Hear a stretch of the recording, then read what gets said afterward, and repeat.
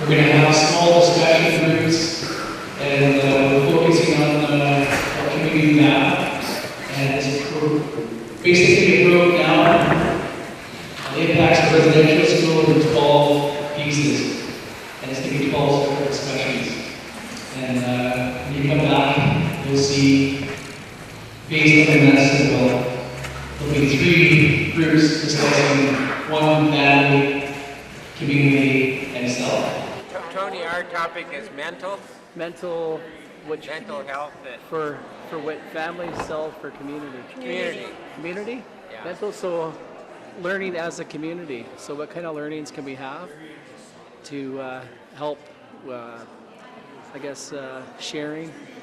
So mental's about learning. It's about learning about culture, sharing cultures. Oh, here we are. This is wonderful. But do you typically invite non-Aboriginals to sessions where they can learn about your culture? And isn't that a failing? And I work at Bayview School, so we try to do a lot to teach everyone of the culture. That's why I'm saying adults are sometimes predisposed to, and I'm afraid that it trickles down to the children. So that's why it's important to, I think, to start at the children's level, in kindergarten or before. I don't totally agree. No? Okay.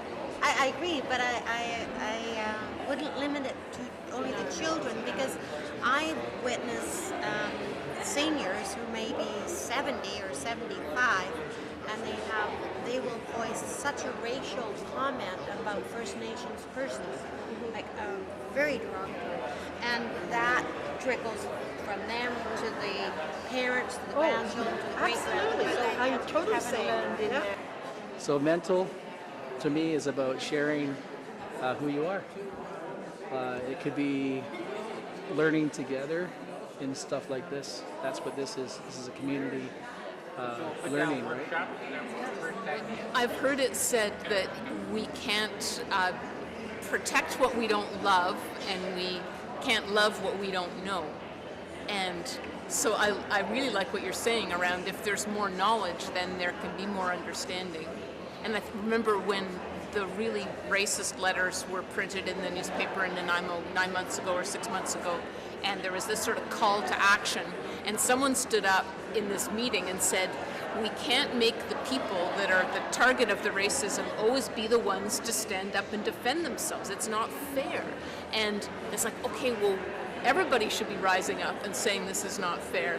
And then it went back to this, if we knew between the cultures better, then we would all have more understanding, and therefore more love, and therefore we would be standing together and defending anybody, whatever the injustice is. So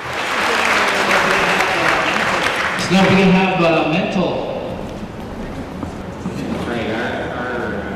Our group considered the aspect of learning as community,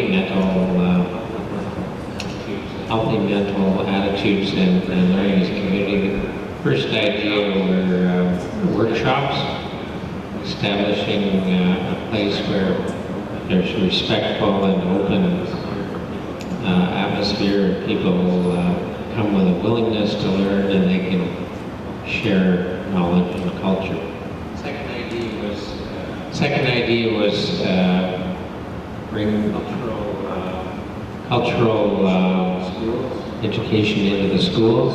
Obviously, one of the things that's been lost as a result of the residential schools is cultural knowledge, and so for people to understand both Aboriginal and non-Aboriginal, what cultural traditions had been lost, and make an effort to restore them. Our third idea was outreach to seniors. The seniors may not seek out opportunities to learn about other traditions or get out of their established ideas and attitudes. So I think that in order to reach them, we have to make a separate attempt to make it accessible to them. There's no budget for the schools. So they have had an exchange with their elders and with some of the First Nations persons, but the budget ran out. So one of our decisions was we need to prioritize funding to enable students or citizens to share the culture of the Nanaimo First Nations.